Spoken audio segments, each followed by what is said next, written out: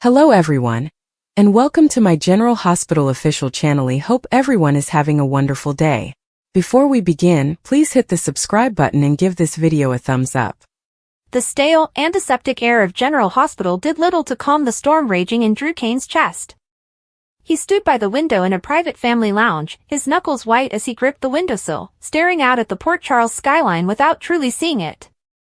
Each passing minute felt like an hour, each hushed voice from the corridor a potential bearer of news he was terrified to hear. Behind him, the soft, rhythmic click of Laura Collins' knitting needles was a stark contrast to the chaotic drumming of his own heart. "Any word?" Laura's voice was gentle, a calm harbor in his personal typhoon. "Nothing," Drew bit out, the word sharp with frustration and fear. "They won't tell me anything. I'm not family."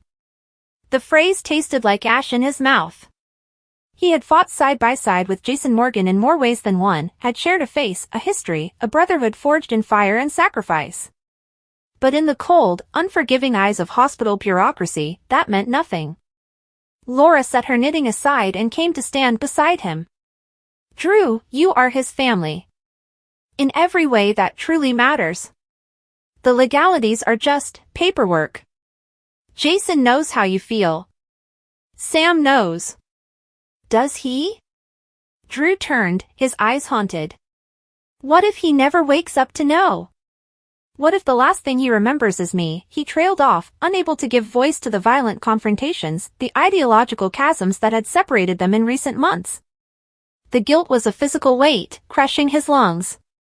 Before Laura could respond, the door swung open and Sam McCall stepped in, her face pale and etched with a fatigue that went bone deep. Drew's entire body tensed, searching her expression for answers. "Sam?" he asked, his voice barely a whisper. "He's out of surgery," she said, her words measured, as if she were holding herself together by a thread. "The internal bleeding is stopped. The cranial pressure, it's stabilized for now." She wrapped her arms around herself. "They've moved him to the ICU. He's in a medically induced coma. The doctors, they said the next 24 to 48 hours are critical." Drew let out a breath he didn't realize he'd been holding, a shaky, ragged thing. It wasn't good news, but it wasn't the end. There was still a fight to be had. "Can we see him?" Sam's gaze flickered between Drew and Laura, a complex dance of loyalty, pain, and shared history. "They're only allowing immediate family in the ICU. One at a time." She looked directly at Drew, her eyes soft with an understanding that surprised him. "I'll take you in after I've seen him." Scout's honor. The use of their daughter's name, a touchstone of their shared past, was a deliberate gesture of peace. Drew simply nodded, his throat too tight for words. Down the hall, in the more boisterous and public waiting area, a different kind of tension was brewing. Carly Corinthos Spencer paced like a caged tigress, her phone pressed to her ear. "Jocelyn, I told you, there's no change. Just stay at the house with Donna. I'll call you the second I know anything." She ended the call and slammed the phone onto a vinyl chair, the sound echoing in the tense space. "Yelling at the furniture won't help him, Carly." Sonny Corinthos' voice was low and gravelly, a testament to his own sleepless night. He stood by the coffee machine, holding 2 styrofoam cups. He offered one to her. Carly glared at the cup as if it had personally offended her. "I need to do something, Sonny. I can't just sit here. I can't just wait." Her eyes, bright with unshed tears, scanned the room, landing on the closed door of the family lounge where Sam and Drew were. "He's in there because of them. Because of this stupid, endless war with pikemen."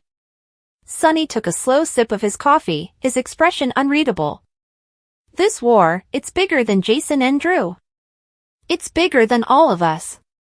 Jason knew the risks. Don't you dare." Carly whirled on him, her finger jabbing toward his chest. "Don't you dare give me that he knew the risks speech. He's your best friend. He's lying in a coma because he was protecting your interests, your territory, your family." "Our family, Carly," Sonny corrected, his voice hardening. "And I'm not dismissing what he did. I'm living with it. Every second." But turning on each other? That's what they want. Pikemen, whoever is pulling their strings, they win if we fracture. We're already fractured, she shot back, her voice cracking. Look at us. You and I are barely speaking. Drew and Jason were at each other's throats. And now, her bravado crumbled, and a single tear traced a path through her perfectly applied makeup. Now he might never wake up. Sunny's stern facade softened. He reached for her, but she stiffened and pulled away, turning her back to him. He let his hand fall. He's strong, Carly. He's survived worse. Has he? She whispered to the wall. This feels different. The automatic doors to the emergency room hissed open, and a new wave of chaos entered. Elizabeth Weber Baldwin, her nurse's scrubs rumpled, was walking briskly, her face a mask of professional concern. But trailing behind her, his expression one of pure, unadulterated panic, was Hamilton Finn. He wasn't heading for the ICU or a patient's room, he was making a beeline for the hospital's main lab, his movements jerky and frantic. Finn? Elizabeth called after him, but he either didn't hear or chose to ignore her. She frowned, her instincts as a nurse and a friend kicking in. Something was terribly wrong. Finn burst through the lab doors, his breath coming in short gasps. He ignored the startled looks from a junior lab tech and went straight to a locked cabinet where sensitive toxicology reports were kept. His hands trembled so violently he could barely input the security code. On the third try, the log clicked open. He rifled through the files, his eyes scanning pages until he found the one he was looking for. It was the full-panel tox screen for Violet Finn, ordered during her last, unexplained bout of illness. His eyes darted over the complex chemical names and numerical values. Everything seemed normal, within standard ranges. But then, in the notes section, he saw it, a handwritten annotation from the lab director, a man Finn respected immensely. Trace organic compound detected, structure inconsistent with known pharmaceuticals or common toxins. Awaiting further spectrometry for identification. Possibly environmental. Environmental. The word echoed in Finn's head like a death knell. His mind flashed back to the garden. To the beautiful, vibrant, rare Gloriosa supera he had cultivated with such pride for Violet. The flame lily. He'd told her it was their special project. He'd taught her how to care for it, to handle it. A cold, sickening dread washed over him. Every part of his being rebelled against the conclusion his medical brain was forcing him to confront. The symptoms fit, nausea, dizziness, the intermittent fever. In small, cumulative doses, it could mimic a lingering flu. In a larger dose, it could be fatal. No, he moaned, sinking into a chair and clutching the report to his chest. No, no, no. He had been so careful. He had told her it was just for looking, that it was poisonous. But she was a child, curious and eager to please her father. Had she touched the sap? Inhaled the pollen? The possibilities were a nightmare kaleidoscope in his mind. He had been so focused on a pathogen, a virus, an outside threat, that he had never considered the enemy might be something he had planted with his own two hands. His spiral was interrupted by the soft swish of the lab door. Elizabeth stood there, having followed him. She took in his ashen face, the death grip he had on the paper, the sheer terror in his eyes. Finn, she said, her voice soft but firm. Talk to me. What is it? Is it about Violet? He looked up at her, his eyes those of a man staring into the abyss. He tried to speak, but the words were trapped in a throat constricted by pure, parental horror. All he could do was hold out the toxicology report, his hand shaking so badly the paper rattled. Across town, in the muted opulence of the Metro Court penthouse, a different sort of diagnosis was taking place. Ava Jerome, clad in a silk robe, sipped a glass of mineral water and watched her husband with the keen, analytical eye of a former gallery owner assessing a potentially fraudulent masterpiece. You're quiet this morning, John, she remarked, her tone light but her gaze heavy with meaning. John Jagger Cates looked up from his coffee, his expression carefully neutral. Long night. Lots of paperwork to catch up on at the PCPD. Being the new district attorney comes with a mountain of it. Ava hummed, non-committally. She glided over to the breakfast table and picked up a stray piece of lint from his shoulder. I would have thought the excitement of your old friend Jason Morgan's situation would have you more energized. It's all over the news. Vigilante shooting. Quite dramatic. Jagger's jaw tightened almost imperceptibly. It's a tragedy. Jason and I have our history, but no one deserves that. History, Ava repeated, letting the word hang in the air between them. Such a fascinating thing. It can bind people together, or it can be a weapon. It depends entirely on who is wielding it. She took another sip of her water. You've been wielding quite a bit of it lately, haven't you? Since you arrived back in Port Charles. Reconnecting with old friends. Settling old scores. He met her gaze directly, a challenge in his eyes. Is there a point you're trying to make, Ava? The point, my dear husband, is that the air in this city has become rather thick with secrets. And you, my love, seem to be at the center of most of them. She leaned in closer, her voice dropping to a conspiratorial whisper. I'm just wondering which secrets you're keeping, and from whom. And more importantly, when one of those secrets is going to blow up in that handsome, stoic face of yours. Before Jagger could respond, his phone buzzed on the table. The screen lit up with the name Anna Devane. He snatched it up, his movements a little too quick. Kate's, he answered, standing and turning his back to Ava. Ava simply smiled a slow, knowing smile and returned to her seat. The game, as always, was afoot. Back at the hospital, the atmosphere in the ICU was a world of its own, a hushed, sterile realm of beeping monitors, soft-soled shoes, and the relentless fight for life. Sam had been true to her word. After spending 20 minutes at Jason's bedside, holding his unnervingly still hand and speaking to him in low, pleading tones, she had emerged and silently gestured for Drew to follow her. Now, Drew stood just inside the doorway, his breath catching in his throat. Jason looked smaller somehow, diminished by the tangle of wires and tubes that connected him to the machines keeping him alive. A large bandage was wrapped around his head, and his face was pale and bruised. The steady, rhythmic beep of the heart monitor was the only sound, a digital testament to the stubborn will to live that had always defined Jason Morgan. Drew approached the bed slowly, as if afraid he might break him. He pulled a chair close and sat down, his own body aching with a phantom sympathy for every injury Jason had sustained. Jason, he began, his voice rough with emotion. It's Drew. The statement felt absurd. Who else would it be? The man who had once worn his face. He sat in silence for a long moment, just listening to the beeps, watching the slow, even rise and fall of Jason's chest. The words, when they finally came, were a torrent he could no longer hold back. I'm sorry, he whispered, leaning forward, his elbows on his knees. I'm so damn sorry. For all of it. The arguments, the accusations. I thought I was doing the right thing. I thought taking down pikemen through the system was the only way to keep everyone safe. To be a better man than the one I was before. He ran a hand over his face. But I was arrogant. I thought my way was the only way, and I pushed you away. I called you reckless. He reached out, hesitantly, and placed his hand over Jason's, which was cool to the touch. You were out there, doing what you've always done. Protecting the people you love.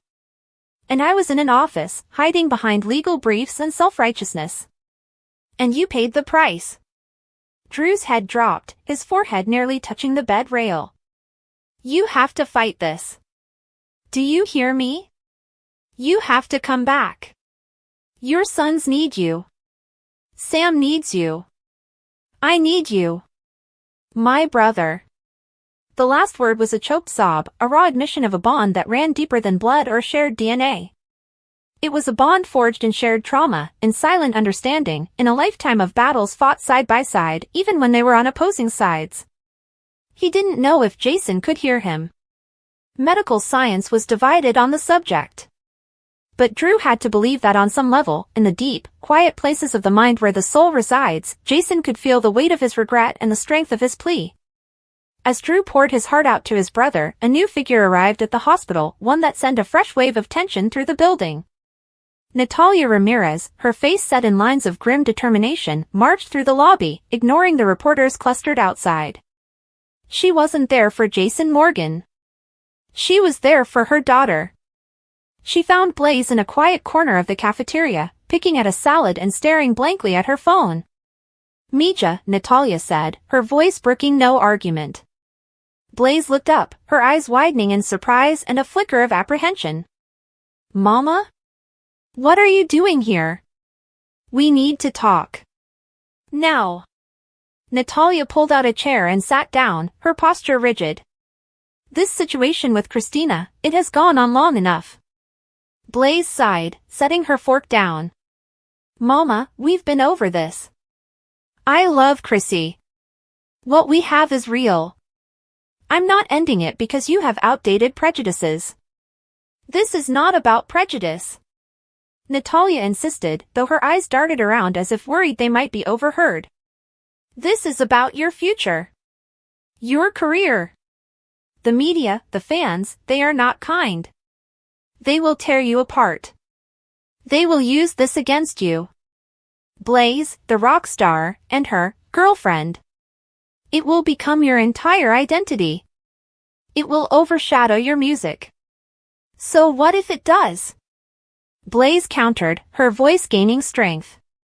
"If my music brings people joy and my relationship brings me joy, then what does it matter? Love isn't a liability, Mama. It's a source of strength. It's the thing that makes the music worth singing." Natalia leaned forward, her voice dropping to an intense whisper. "You are being naive. The world is a cruel place. I am trying to protect you from that cruelty. This path you are on, it leads to pain. I have seen it. I will not stand by and watch you ruin your life for a passing phase." Blaze recoiled as if she'd been slapped. "A passing phase? Is that what you think this is? What we are?"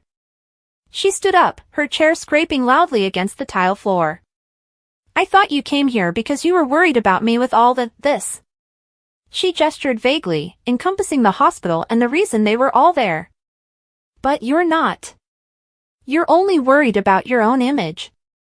About how my life reflects on you." "That is not true."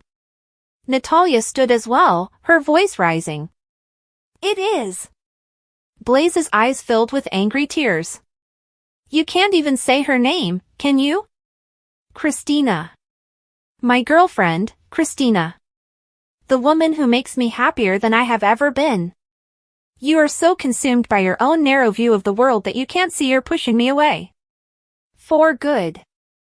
With that, Blaze turned and walked away, leaving a stunned and furious Natalia standing alone in the cafeteria. The confrontation did not go unnoticed. Christina Corinthos Davis had been on her way to find Blaze, to offer support in the midst of the hospital's crisis, when she saw the tail end of the argument from the doorway.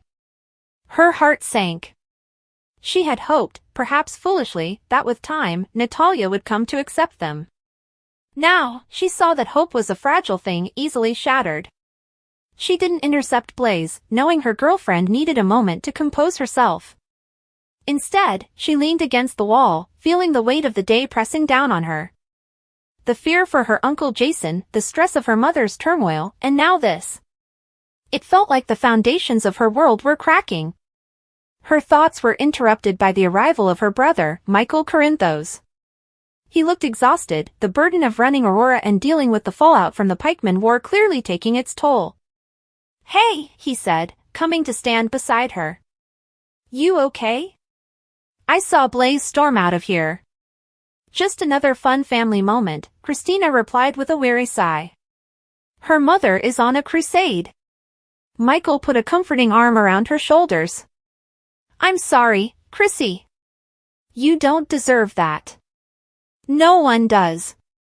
He paused, looking down the hall toward the ICU. "Have you heard anything?" "Nothing new. He's stable. That's all they'll say." She looked up at her brother. "What's going on with you? You look like you haven't slept in a week." Michael's expression darkened. That's because I haven't. Between Pikeman and Sonny, he shook his head. The business is a mess. The legitimate side is being hit with regulatory delays and mysterious audits. And the other side, let's just say Sonny's methods are creating more problems than they're solving. I tried to talk to him, to suggest a more corporate approach to the issues. He told me to stick to what I know and leave the real work to him. He's scared, Christina said softly. When Dad is scared, he gets angry and digs in his heels. I know, Michael said. But his heels are digging us all into a deeper hole.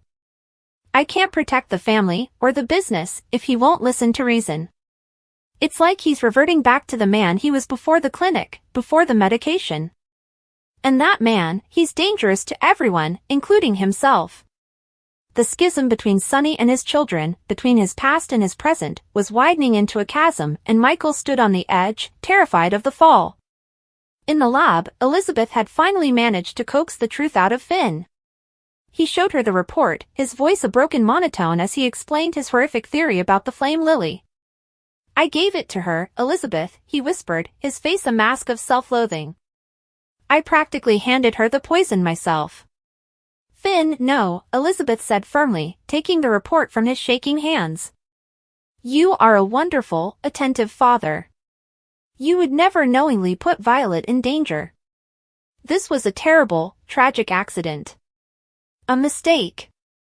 A mistake that could kill my daughter, he cried out, the sound raw and painful in the sterile quiet of the lab. It won't, Elizabeth stated, her nurse's training taking over. She pointed to the note. It says trace amounts. The doctors have been treating her symptoms, and she's been responding. Now that we have a potential target, we can test for it specifically. We can find an antidote.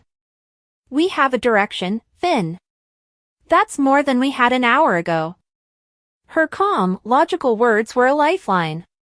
He clung to them, his frantic energy subsiding into a focused, grim determination. You're right. You're right. We need to run a specific assay for the colchicine alkaloids in Gloriosa supera. We need to test her blood, her urine. I need to get a sample of the plant itself. He was already moving, grabbing for his phone to call Chase, to have him secure the garden. We will figure this out, Elizabeth promised, her hand on his arm, steadying him. Together. As Finn began barking orders into his phone, a new player entered the hospital drama, one whose presence was felt long before he was seen. Cyrus Renault, leaning heavily on a polished cane, was ushered through a private entrance and into a secluded consultation room. Waiting for him was Dr. Damon Montague, a man whose ethical flexibility was matched only by his surgical skill. Cyrus, Montague greeted him with a nod. You're looking, well. Spare me the pleasantries, Damon, Cyrus rasped, lowering himself gingerly into a chair. The pain is becoming inconvenient. My current medication regimen is insufficient. Dr. Montague steepled his fingers.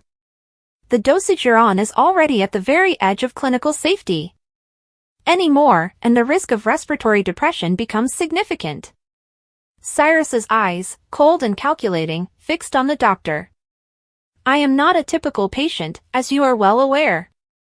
I have certain responsibilities that require a clear mind and a pain-free body.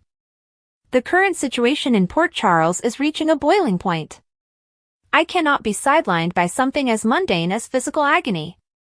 What are you asking for, Cyrus? Montague asked, though he knew the answer perfectly well. I need something stronger. Something not bogged down by bureaucratic caution. You have access to research compounds, off-label solutions. I want you to explore them. For me. It was not a request. It was a command, backed by the unspoken threat of Cyrus's considerable influence. Dr. Montague held his gaze for a long moment, weighing his own morals against his ambition and, undoubtedly, his fear. Finally, he gave a slow, single nod. I'll see what I can find, he said. A grim smile touched Cyrus's lips. I knew I could count on you, Damon. Discretion, of course, is paramount. As Cyrus negotiated for his chemical solace, the emotional tempest surrounding Jason Morgan continued to swirl. Carly, unable to bear the stifling inaction of the waiting room any longer, finally managed to bully her way into the ICU for her allotted 5 minutes. Seeing Jason, so still and vulnerable, broke the last of her defiant composure. The tears she had been holding back finally fell, silent and hot. She didn't speak. There were no words grand or profound enough. Instead, she simply stood by his bed, her hand resting lightly on his arm, her head bowed. It was a portrait of grief and unwavering loyalty, a silent promise that she would be there, as she always had been, when he woke up. And a terrifying, unspoken fear of what she would do if he never did. The day wore on, a slow, painful crawl marked by shifts changing and the sun beginning its descent. All throughout General Hospital, the threads of countless lives were being pulled taut, their fates intertwined in a complex web of love, betrayal, fear, and hope. Drew remained a silent sentinel at Jason's bedside, his vigil a penance and a prayer. Finn and Elizabeth, now joined by a determined Harrison Chase, became a frantic research team, scouring medical journals and preparing samples, racing against an invisible clock to save a little girl. Sunny and Carly orbited each other in a tense, painful dance, their shared fear for Jason doing little to bridge the chasm that had opened between them. Jagger Cates left the hospital, his conversation with Anna Devane having left him with a new, grim purpose. The secrets Ava had hinted at burning a hole in his pocket. And Blaze and Christina found each other in an empty physical therapy room, their embrace a tight, desperate thing, a small fortress against the judgment of the world and the specific cruelty of a parent. As dusk settled over Port Charles, the lights of General Hospital burned bright, a beacon of science and solace in the growing dark.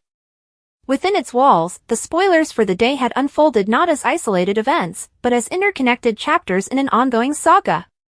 A brother's desperate apology, a father's horrifying discovery, a mother's prejudiced ultimatum, a power broker's calculated move, and a community holding its breath, all of it centered around one man fighting for his life, his survival or failure destined to send shockwaves through every story, every relationship, every fragile hope the future held. The day of November 12th was over, but the consequences had only just begun to ripple outward, promising a tomorrow fraught with even greater peril and passion. "Britt, we're in the thick of it now," Jason said quietly as the door closed behind him. He glanced toward Britt, tension in his eyes. "You promised me transparency." Britt swallowed, her voice catching just a bit. "Jason, you know I always try. But things have shifted, the boss I mentioned, the orders I'm under." Jason leaned in, his jaw firm. "We can't wait, not anymore. If Dalton shows up now, we lose our window." Just at that moment the lights flickered, and the squeak of the hallway door alerted them. They froze. Britt's face blanched. "Dalton? Here?" Jason held up a finger. "Shoo. He's coming." They crouched behind equipment in the lab's shadow, hiding. They heard footsteps, heavy, deliberate. Dalton's voice, "I thought I heard something." Outside the window, Willow sat in the visiting room of the jail, staring at the phone on the table. Alexis had just walked out after their meeting. Willow's throat felt tight. She recounted to herself the words Alexis had spoken. "There's new evidence, Willow. It may change everything." Her fingers trembled slightly as she picked up the cup of coffee in front of her. She thought of Drew, of the case, of the long nights. "What if it's true?" she muttered. The door to the room opened and Alexis stepped back in. "Willow, we need to talk. It's urgent." Willow braced herself. "What is it?" Alexis sat down, looking serious. "I've reviewed the footage. There may have been a witness, someone who saw more than we knew." Willow's heart leapt. "So I'm getting out?" Alexis exhaled. "Possibly. But you need to stay strong." Back at home and Hart, Brooklyn paced the loft kitchen, phone in hand. Chase entered quietly, carrying 2 mugs. He set one down and watched her. "Hey," he said softly. "You look like you've seen a ghost." Brooklyn gave him a small, forced smile. "I'm just worried, Chase. Everything with Gio and Emma, the lab break-in, the risk. It's all catching up." Chase sat opposite her and reached out. You don't have to face this alone. You have me. Brooklyn's eyes flicked away. I'm supposed to be strong for my family, for Tracy, but what if I'm the one who's going to crack? Chase nodded. Then when you do, I'll be there. At the Quartermain house, Drew intercepted Alexis in the hallway. Alexis, we need to talk, now. He sounded more urgent than usual. Alexis stopped, the look of annoyance masking concern. Drew, what's going on? Drew folded his arms. Willow's case, I found something. I think someone manipulated the evidence. We need to dig deeper. Alexis raised a brow. You're serious? Drew nodded. Dead serious. If this pans out, we're looking at a full-on reversal. Alexis exhaled, frustration turning to determination. Then let's get to work. Meanwhile in the lab, Britt crept to a computer station, Jason by her side.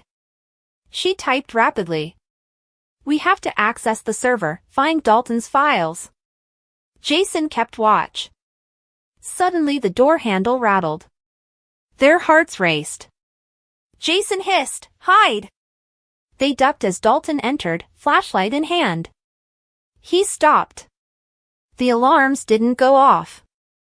Interesting. He swept the room, his gaze passing over Britt and Jason's hiding spot. Britt held her breath. Dalton moved on. When his footsteps faded, Jason exhaled.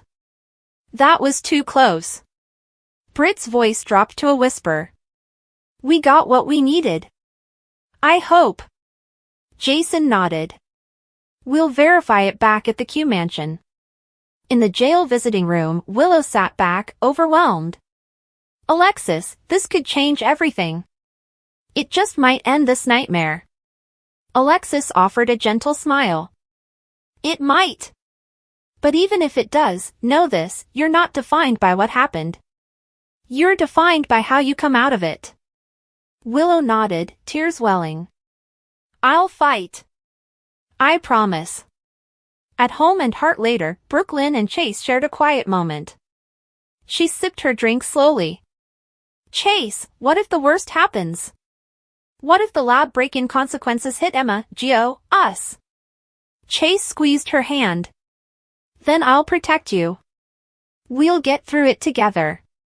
Brooklyn looked at him, gratitude in her eyes. Thank you. I needed that. Back at the Quartermain house, Drew and Alexis sat in the study, papers strewn about. Drew pointed to a spreadsheet. Look at this. The chain of custody on that evidence doesn't add up. Alexis frowned.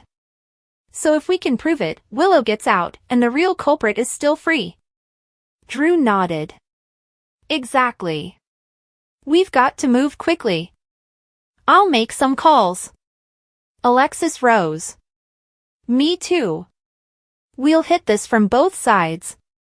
Late that night, Jason and Britt met in a shadowy corner of the mansion. Britt handed him a USB drive. This is everything I found. Jason examined it. Good work. Britt's voice trembled. Jason, what happens after we expose them? Jason looked at her, solemn. Then we decide whether to walk away or fight. Together. Britt nodded. I'm scared. Jason placed a hand on her shoulder. That's okay. Courage isn't about not being afraid, it's about doing it anyway. Willow returned to her cell that night, sitting down as the door clanged shut. She stared at the bars. Tomorrow it changes. The words echoed in her mind. She closed her eyes, determined. In the recesses of Port Charles, unseen forces shifted.